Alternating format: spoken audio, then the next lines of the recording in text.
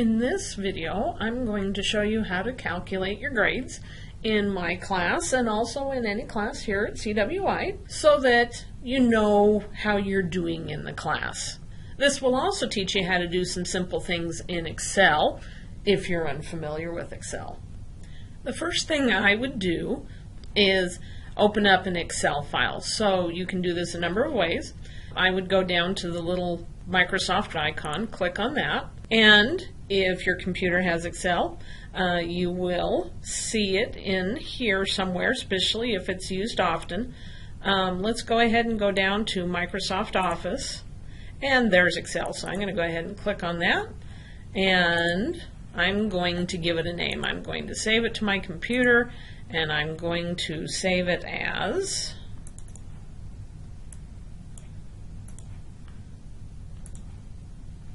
My Grades.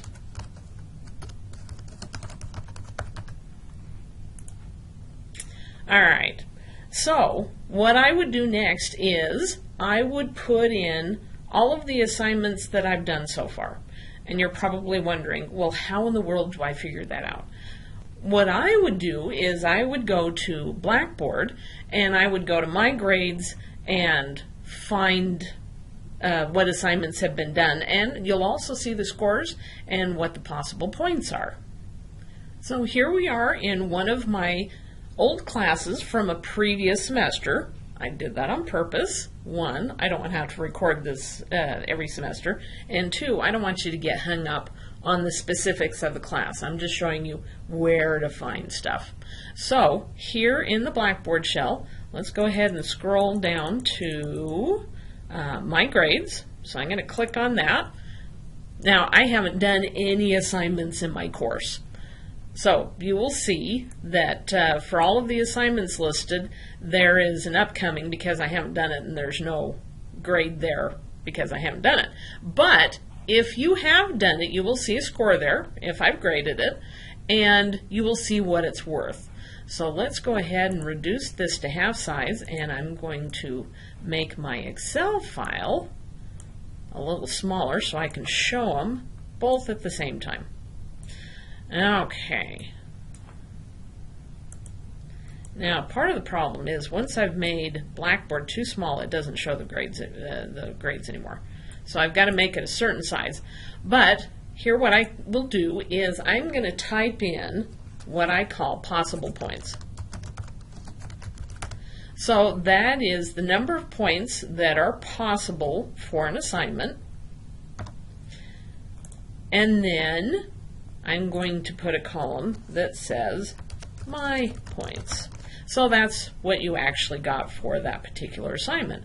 Now I'm going to start typing in the assignments that I've done so far. Now I'm only going to go up to, say, 2 weeks, just because I don't want this video to be too long.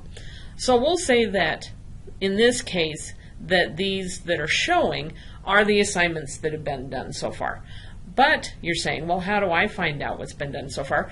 Well, it'll be showing up here. I can pull up my detailed schedule, and let's say we're doing it for the first 2 weeks, and I will have listed, here's week 1, here's what's been done by this date. Here's week 2, here's what's been done by this date. So I could also use the detailed schedule. But let's go ahead and stick with using My Grades to figure this out. Okay, so I'm going to put in the icebreaker. It was worth 5 points, and we'll say Unit 1, case study. And you don't have to put the entire name. You put as much in as you want to put in for your own purposes. So that was worth 15 points. And let's say, Unit 3 case study. And that's pretty much enough for right now. Now I'm going to put in what I got. Obviously, I haven't done any of them. But let's make up some numbers. Let's say I got 5 points on the first one. Let's say I had a lot of stuff due at work, and so I got 10 points on the Unit 1 case study, and then I would put in 15 points for the next one. So let's go ahead and blow this up. So here's where you learn a little bit about Excel. So I'm going to create a formula that's going to add up all of the possible points. So I'm going to put possible points down here, and then I'm going to put my points down below. Then what I'm going to do is I'm going to put this formula in. So I'm going to put in an equal sign. That lets Excel know that I'm going to do a formula, and I want it to add everything up, and that particular formula Q is sum. So I'm going to type sum in, and I'm going to put a parentheses, and then I'm going to highlight what I want Excel to add up for me. And then I put another parentheses, I hit enter, and it's added everything up for me. Now I do the same thing for my points. I put an equal sign in, I put sum, I put a parentheses, I highlight what it needs to add up for me, I put another parentheses, and there are my points to date. Now, to figure out your grade at this point in the semester, we'll say, for example, it's week 2, I would put grade, and I'm going to put another formula in. I'm going to put another equal sign, and I'm going to put my points in, and I'm going to do a backslash for divide by the possible points. And once I click on that, and I come up here and I click percent, it'll tell me what my percent is. Right now, I'm getting a B. Now let's say that it's closer to the end of the semester. As I've gone along, I've added in some other assignments. Let's go ahead and make some up here. We'll say I pulled them out of my grade book, and we'll say that these are both worth 10 points. And if I wanted to, I could go ahead and add these in as the semester goes along, and I can change this. I can just go up here and re-highlight this and extend it, and that'll add up the other things that I've added.